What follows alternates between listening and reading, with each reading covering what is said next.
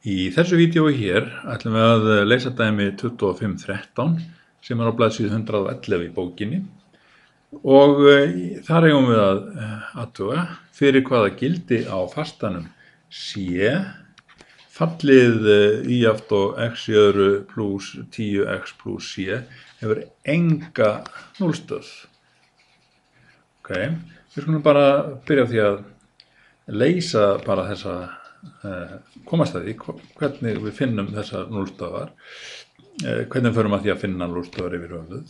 Þá leysum við jöfnuna x í öðru pluss 10x pluss c er jafnt á 0. Ef að fallið x í öðru pluss 10x pluss c á að hafa núllstöð, þá þarf að vera til lausn á þessari jöfnu hér.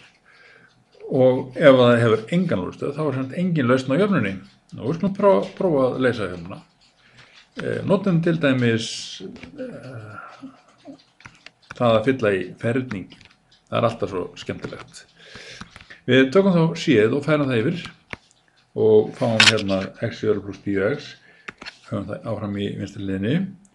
Og hér er þá komin eyða sem við ætlum að fylla í til þess að fá ferningsmarkliði í vinstri hlið. Við tökum helmingin af tölunum x, það er helmingin af tölunni 10 sem er talan 5, bætum henni við í öðru veldi og gerum þá það sama hinum megin. Ef við bætum einhverju við aðra hlið jöfnuna þá verðum við að gera það líka hinum megin.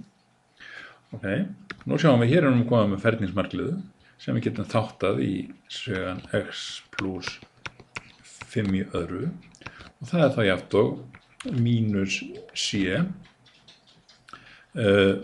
pluss 25. Nú, til þess að sé lausn á þessari jöfnu hér, þá þarf að vera hægt að taka rótina af tölunni mínus c pluss 25. Nú, ef að útkoman úr mínus c pluss 25 er mínustala, þá er ekki til nein lausn. Þannig að við skulum bara skoða hvenar mínus c pluss 25 verður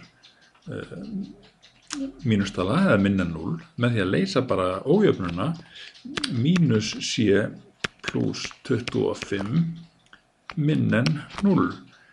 Fyrir hvaða c verður þessi ójöfna minna 0.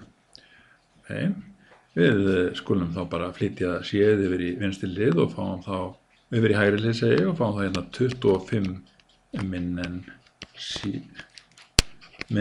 c og þá höfum við rauninni fundið svarið. Við sjáum þá að c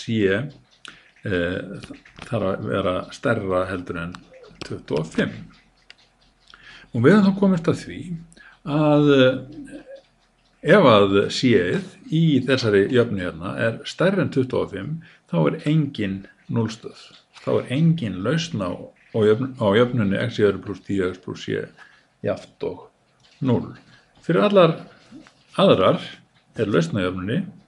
Ef að c er jafnt á 25, þá fáum við eina lausn, vegna þess að þá er x pluss 5 í öðru veldi jafnt og 0 og það er bara mínus 5 sem að gefur okkur eina lausn.